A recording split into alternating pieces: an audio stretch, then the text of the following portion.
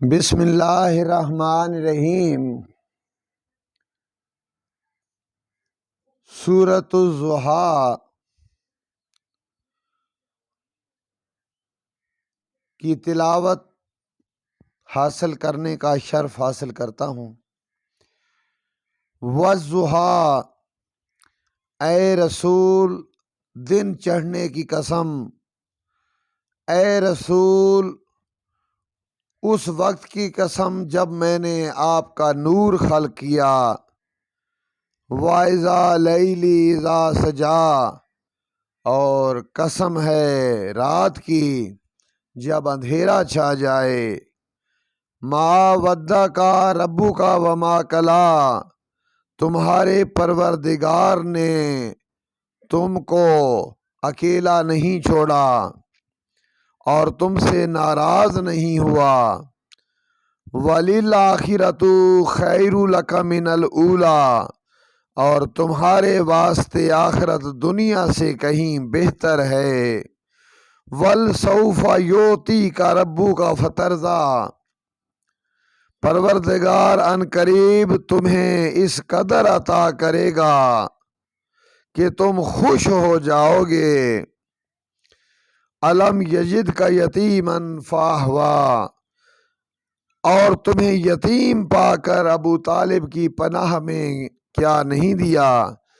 ووجدک ضالا فہدیٰ، اور تم کو اپنی قوم میں غیر معروف پایا اور تمہاری معرفت کی طرف سب کی رہبری کی۔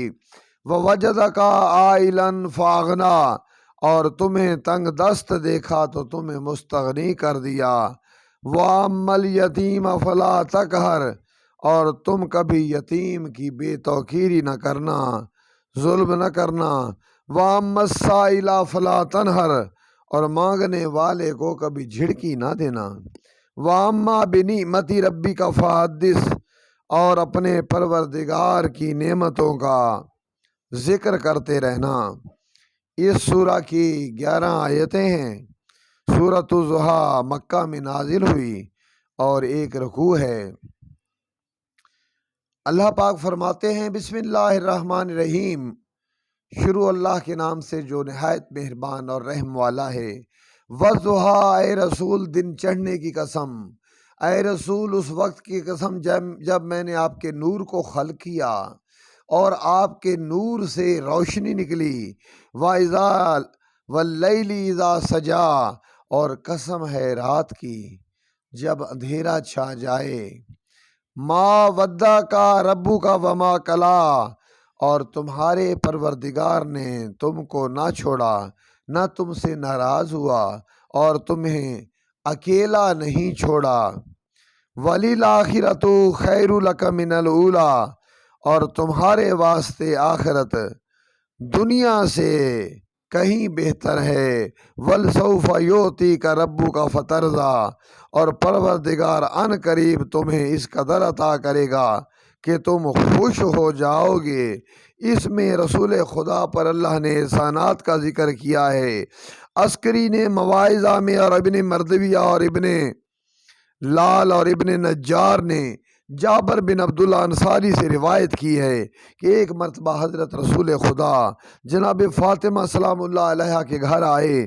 دیکھا کہ فاطمہ سلام اللہ علیہا چکی پیس رہی ہیں اور ان کے بدن پر اونٹ کے جھول کی چادر ہے، تو آپ نے فرمایا اے فاطمہ، آخرت کی نعمتوں کے واسطے، دنیا کی رحمتوں کے واسطے یہ دنیا کی تنگی اور تلخی برداشت کر لیا کرو۔ تو اس وقت رسول خدا تھوڑے غمگین ہوئے، تو اللہ نے یہ آیت ضحیٰ کا نزول فرمایا۔ دیکھو تفسیر در منشور جلد نمبر 6 صفحہ نمبر 361، 70 نمبر 31، مطبوعہ مصر 120۔ حضرت علی کی ولایت کا اعلان نعمت عظمیٰ ہے۔ رسول کریم صلی اللہ علیہ وسلم اس اعلان کو مشکل سمجھتے تھے، اور پھر وقت مقرر پر آخری حج سے فارغ ہو کر اللہ نے فرمایا خلیفہ مقرر کر دو اور اس کے بعد خدا کی طرف رجوع کرو، یعنی موت کی طرف رجوع کرو۔ تو اس میں سورہ مبارکہ میں یہ بتایا گیا ہے کہ بے شک اے محمد تم پر بھی مصیبتیں آئیں گی، طائف میں پتھر کھاؤ گے اور جوتے لہو سے بھر جائیں گے، تم پر بھی کفار ظلم کریں گے، تیری بیٹی پر بھی ظلم کریں گے، تیری بیٹی چکی پیس رہی ہے، تیری بیٹی پر ابھی تو اور ظلم ہونے ہیں، اسے فدق کا حق بھی نہیں دیا جائے گا، اسے دربار سے خالی واپس کر دیا جائے گا، اور اس کی گواہی کو ٹھکرا دیا جائے گا کہ جس کے بارے میں آپ نے فرمایا ہے کہ فاطمہ میرے جگر کا ٹکڑا ہے۔ تو یہ فاطمہ جو ہے یہ تو عالمین کی عورتوں کی سردار ہے، یہ تو آپ کے لیے رحمت ہے جو دنیا کے لیے رحمت ہو، یعنی محمد جو ہے وہ رحمت للعالمین ہے، لیکن بیٹی فاطمہ الزہرا سلام اللہ علیہا اس باپ کے لیے بھی رحمت ہے جو خود رحمت للعالمین ہے۔ اور تیرے داماد کو سید الاولیاء بناؤں گا، تیرے بیٹوں کو سیدہ شباب اہل جنہ بناؤں گا، جنت کے جوانوں کے سردار بناؤں گا تجھے، اور تیرے داماد کو اور تیرے نواسوں کو جنت کا سردار بنا دوں گا۔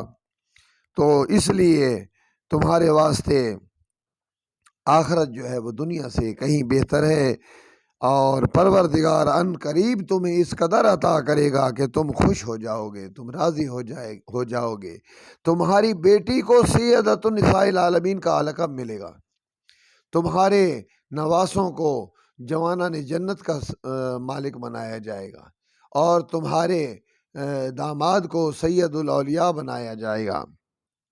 تو یہ نعمتیں تمہارے لیے بہت زیادہ ہیں، اور تمہیں یتیم پا کر ابو طالب کی پناہ میں دیا کہ جو کہ اللہ کے خاص بندے تھے، اور تمہیں تنگ دست دیکھا تو تمہاری شادی ووجدک عائلا فاغنا، اور تمہیں تنگ دست دیکھا تو تمہیں مستغنی کر دیا، اور جب دیکھا کہ تم تنگ دست ہو تو تمہاری حضرت خدیجہ الکبریٰ سے شادی کر دی، جو عرب کی ایک مشہور تاجر خاتون تھیں، اور ان کے پیسے سے تو نے مخلوق خدا کو لنگر بھی کھلائے، مخلوق خدا کی حاجتیں بھی پوری کیں، اور مخلوق خدا کو کی راہ میں جو مصیبتیں تھیں وہ دور کیں۔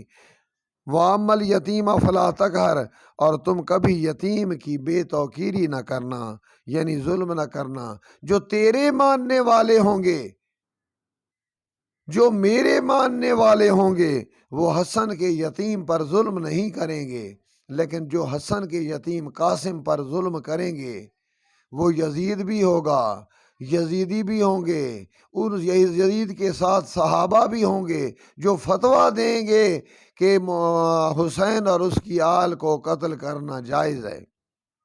وَأَمَّا السَّائِلَ فَلَا تَنْهَرْ، اور مانگنے والے کو کبھی جھڑکی نہ دینا، جو تیرے در پر آ جائے اور تجھ سے واسطہ دے آل محمد کا تو اس کی حاجت روائی کرنا۔ وَأَمَّا بِنِعْمَتِ رَبِّكَ فَحَدِّثْ، اور اپنے پروردگار کی نعمتوں کا ذکر کرتے رہنا، لوگوں کو بتلانا کہ میرا داماد سید الاولیاء ہے، میری بیٹی سیدۃ النساء العالمین ہے، میری فاطمہ میرے جگر کا ٹکڑا ہے۔ جب فاطمہ آتی تھی رسول تعظیم کے لیے کھڑے ہو جاتے تھے، اور وہی فاطمہ دربار میں کھڑی رہی، لوگ بیٹھے رہے، تو کیا یہ انصاف ہے؟ وَأَمَّا بِنِعْمَتِ رَبِّكَ فَحَدِّثْ، اور اپنے پروردگار کی نعمتوں کا ذکر کرتے رہنا، یعنی تیرے نواسوں کو جوانان جنت کا سردار بنایا ہے، لوگوں کو بتلاتے رہنا کہ الحسن والحسین سیدہ شباب اہل جنہ، حسن اور حسین جوانان جنت کے سردار ہیں، لوگوں کو بتاتے رہنا کہ من کنت مولاہ فہذا علی مولا، لوگوں کو میری طرف سے کہنا قُل لا اسألکم علیہ اجرا الا المودۃ فی القربی، کہ اگر میرا اجر رسالت دینا ہے میری آل محمد سے پیار کرو۔ خطبۃ الحجۃ الوداع کے بعد جب حج سے واپس آنا تو لاکھوں صحابہ کے مجمع میں فرما دینا من کن تو مولا فاز علی مولا، جس کا میں حاکم ہوں اس کا علی حاکم ہے، اس کا علی مولا ہے۔ تم آل محمد کی ثنا بیان کرتے رہنا۔ تو یہ میری طرف سے حکم ہے کہ پروردگار کی نعمتوں کا ذکر کرنا، یعنی جو نعمتیں تجھے اور تیری آل کو عطا ہوئی ہیں وہ لوگوں کو بتلا جانا، وہ لوگوں کو بتلا کے جانا۔